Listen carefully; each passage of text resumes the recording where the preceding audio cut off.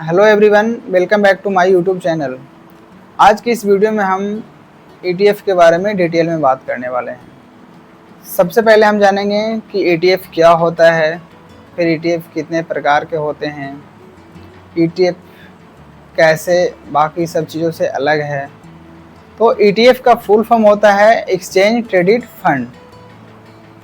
ETF क्या होता है? ETF को अगर हम बिल्कुल आसान और सिंपल शब्दों में समझाना चाहूँ तो ETF इन्वेस्टमेंट करने का एक तरीका है। जैसे हम किसी चीज़ में इन्वेस्टमेंट करते हैं, मान लीजिए हम LIC करवाते हैं, हम SIP करते हैं, म्यूचुअल फंड में इन्वेस्टमेंट करते हैं, ठीक इसी प्रकार से हम ETF में भी इन्वेस्टमेंट करते हैं। बट ये जो ETF है वो बाकी सब चीज़ों से बिल्कुल अलग है।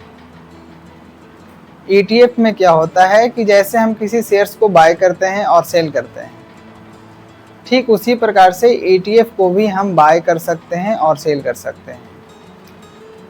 अगर हम किसी दूसरे चीज़ में इन्वेस्टमेंट करते हैं, जैसे मान लीजिए मैं SIP कर रहा हूँ, ठीक है, तो SIP में क्या होता है कि उसमें एक फ़िक्स डेट होता है, हमें उसी दिन के पैसे हमारे अकाउंट से कटेंगे। जिस दिन को हमारा डेट है SIP का, उस दिन का हमारे अकाउंट से पैसे कटेंगे, प्लस में जितना हमारा अमाउंट है SIP का उतना ही पैसे हमारे अकाउंट से कटेंगे। ETF इन्वेस्टमेंट मेरे अनुसार बहुत अच्छा इन्वेस्टमेंट होता है। क्यों? क्योंकि इसमें बहुत से बेनिफिट होते हैं। सबसे पहला तो इसे हम जब चाहें, जब जितना क्वांटिटी में चाहें उतना क्वांटिटी में बाय कर सकते हैं और सेल कर सकते हैं। ऐसा किसी भी इन्वेस्टमेंट में नहीं होता है कि हम मतलब अपने अनुसार कुछ बाय सेल ऐसा कुछ कर सकते हैं, ना तो म्यूचुअल फंड में या फिर ना ही और किसी चीज़ में। अब हम जानेंगे कि ETF कितने प्रकार के होते हैं। तो ETF मुख्य रूप से 4 प्रकार के होते हैं। सबसे पहला इक्विटी ETF। इक्विटी ETF क्या होता है?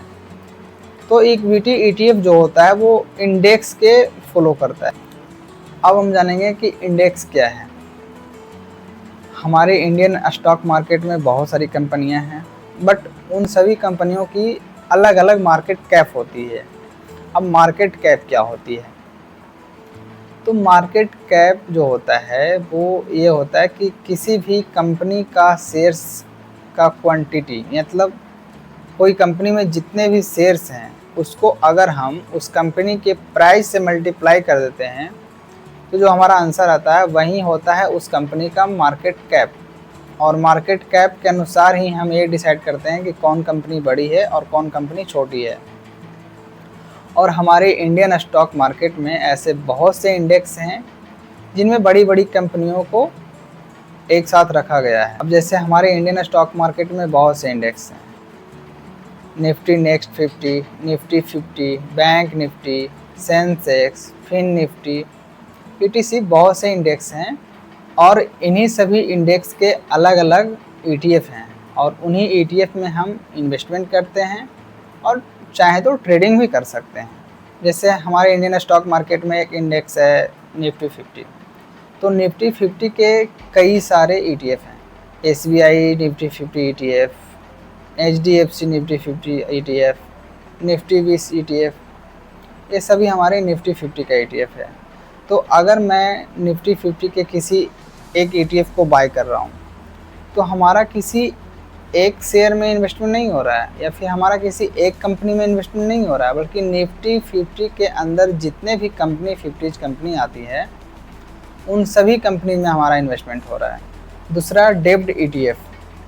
डेब्ट ETF में क्या होता है कि हम जो भी पैसा इन्वेस्टमेंट करते हैं वो किसी गवर्नमेंट बॉन्ड या कॉरपोरेट बॉन्ड में इन्वेस्टमेंट होती है। इसका मतलब यह होता है कि हम डायरेक्ट किसी स्टॉक में पैसा नहीं लगाते हैं, बल्कि कंपनीज और गवर्नमेंट को लोन देते हैं ETF के थ्रू।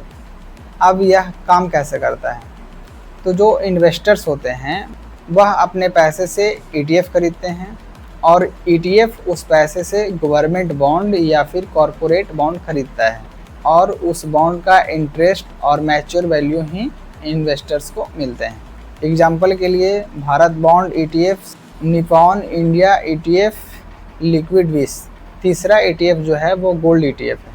अब ये जो गोल्ड ETF है वो एक प्रकार का फंड है जो आपके पैसे से फिजिकल गोल्ड को खरीदता है। और जैसे आपको मान लीजिए गोल्ड खरीदना है तो आप गोल्ड ना खरीद कर इंडियन स्टॉक मार्केट में गोल्ड ETF को बाय कर लेते हैं, तो आपका जो इन्वेस्टमेंट है वह गोल्ड में हो जाता है। जिस प्रकार गोल्ड का अगर भाव बढ़ता है तो ETF का भी भाव बढ़ता है, अगर गोल्ड का भाव घटता है तो ETF का भी भाव घटता है। अब ऐसे कई से गोल्ड ETFs हैं, जैसे गोल्ड विस, SBI gold ETF, Nippon India gold ETF। अब जो चौथे कैटेगरी का ETF है वो इंटरनेशनल ETF है। इंटरनेशनल ETF भी एक प्रकार का फंड है जो हमारे पैसे को फॉरेन स्टॉक्स या फिर इंडाइसेस में इन्वेस्टमेंट करता है।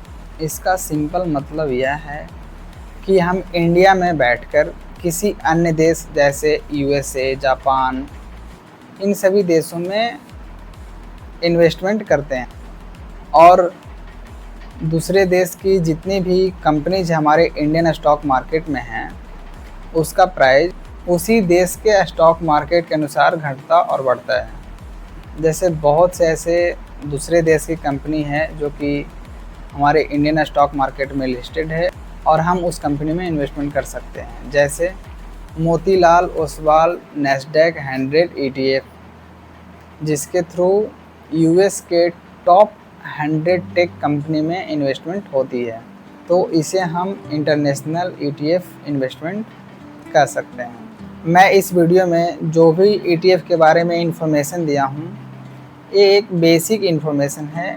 ETF कोई छोटा मोटा चीज़ है नहीं।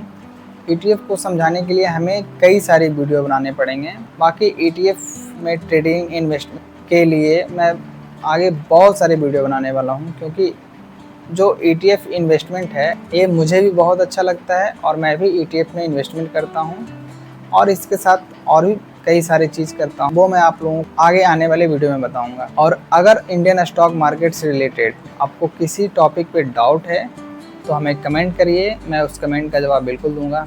जैसे कि इस वीडियो में मैं जवाब दिया हूँ।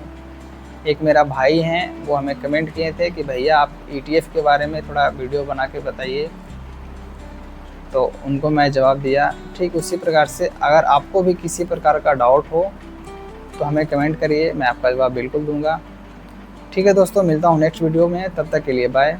और अगर हमारा वीडियो आपको अच्छा लगा हो तो हमारे चैनल को सब्सक्राइब कर दें, ताकि मैं नेक्स्ट टाइम जब भी अपना वीडियो बनाऊँ तो सबसे पहले आप तक पहुँचे।